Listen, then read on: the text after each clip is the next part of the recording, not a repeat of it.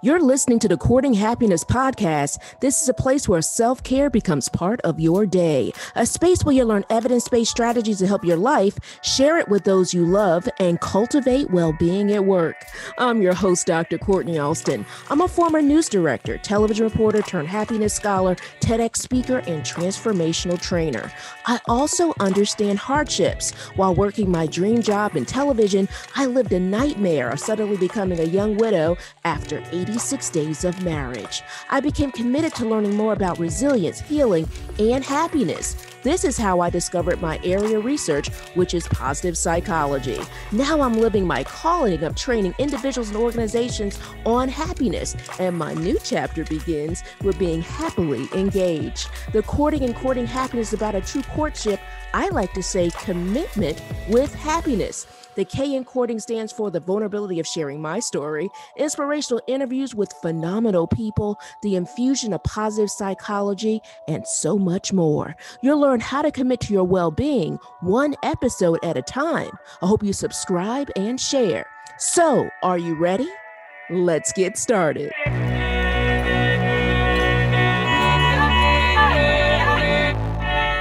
Welcome to episode 22. Today, we're going to talk about sharing your story. I will tell you, Dr. Maya Angelou has a wonderful quote, and it says this.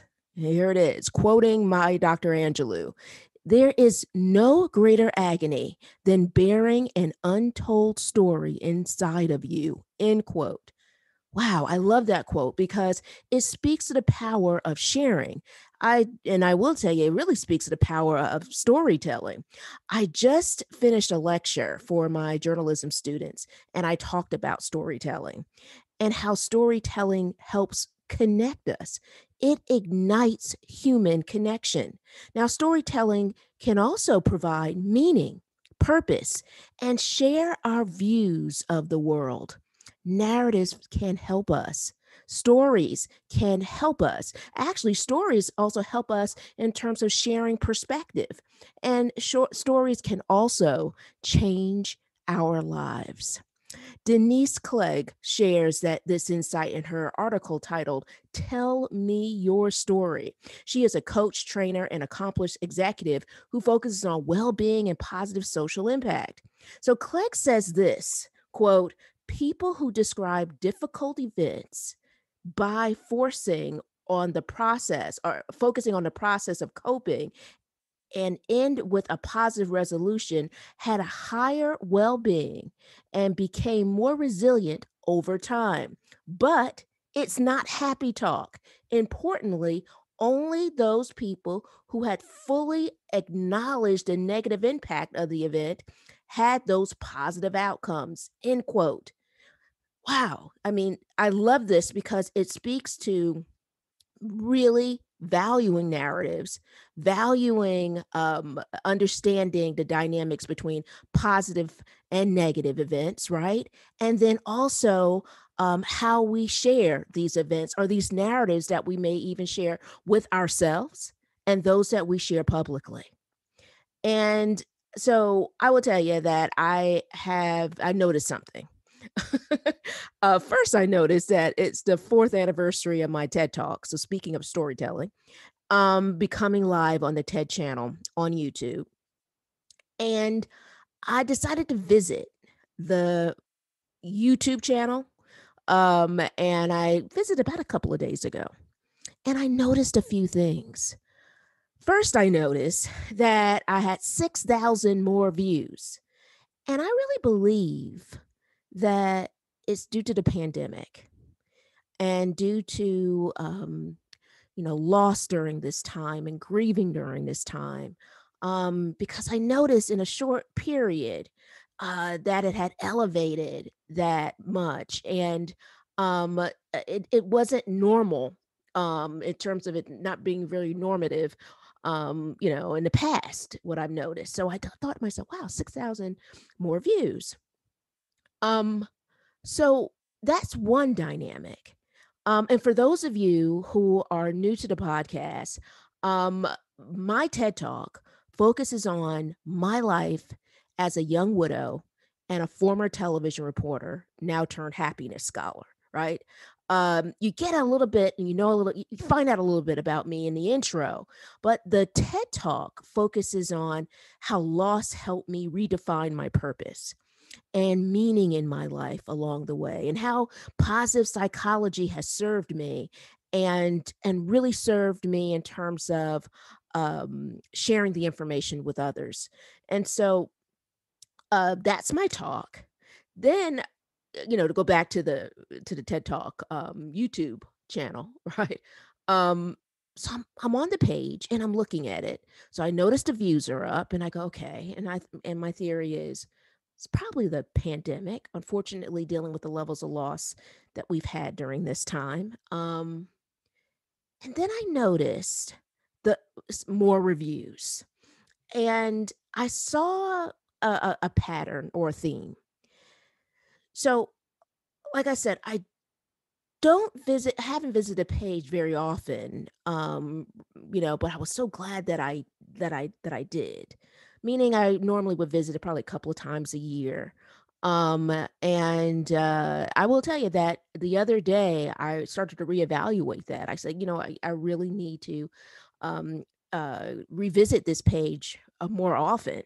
So I can see what people are sharing and and be able to talk with them or to acknowledge and to share it like I'm doing now on this podcast. So that's one thing I decided that I was going to do.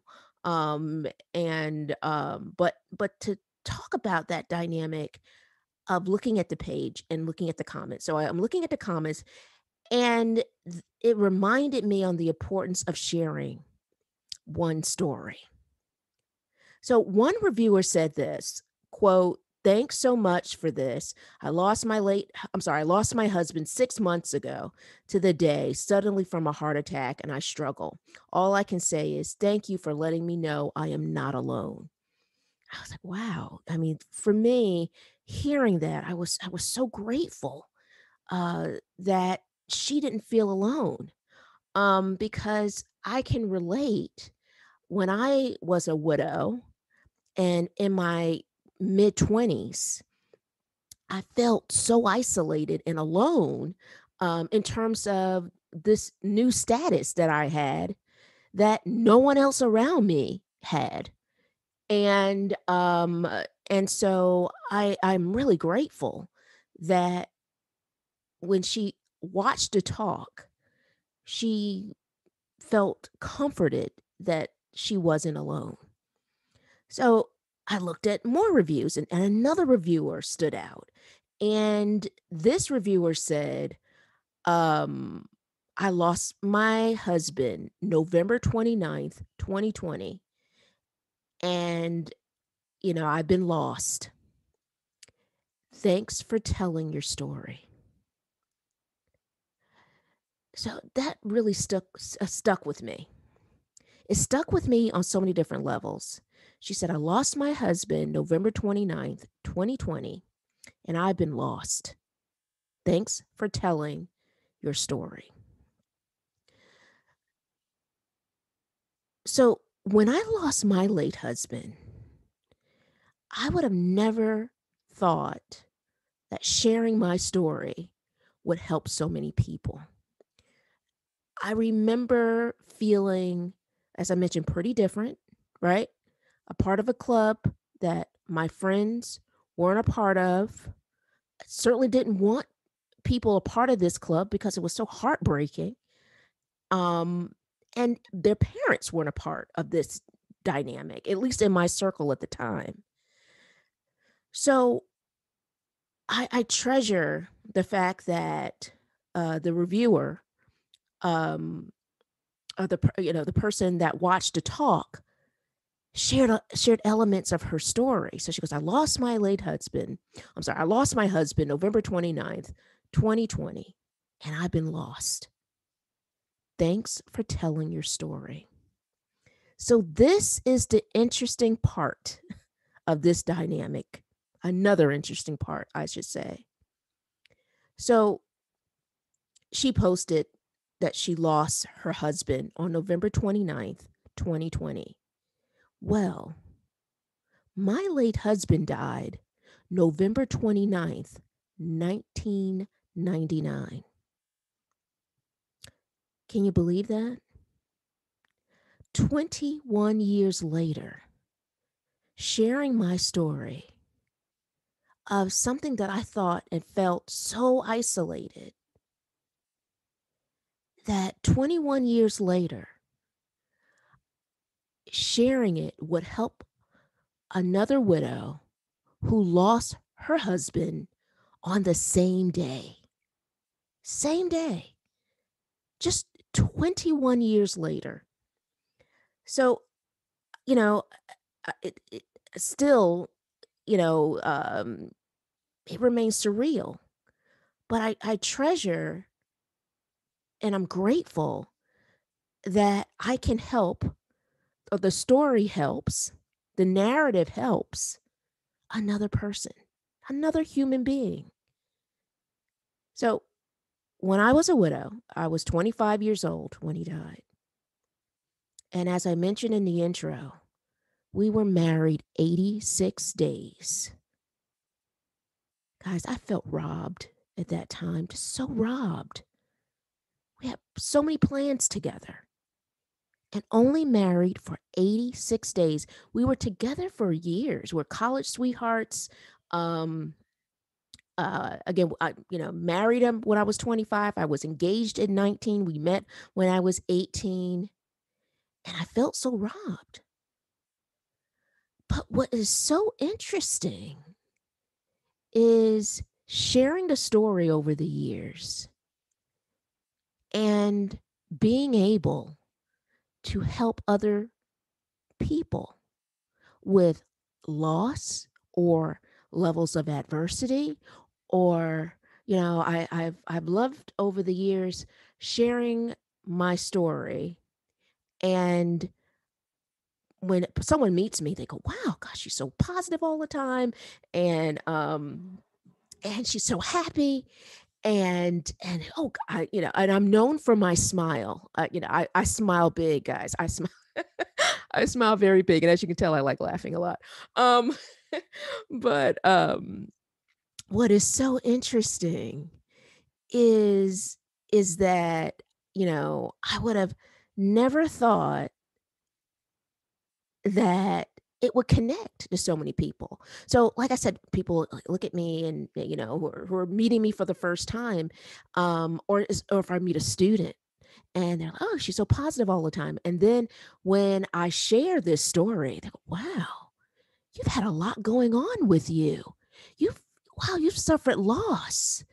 You've gone through so much, and you're so positive, and you're so optimistic, and you're so hopeful." So, what gives me hope is helping others by sharing my story. So, if you have a story to share, I want you to remember the quote by Dr. Angelou, but this one too by Sean Coyne, the co-author, excuse me, of the Story Grid. And the quote is this: whether you know it or not, your desire to write comes from the urge to not just be creative. It's a need one every human being on earth has to help others.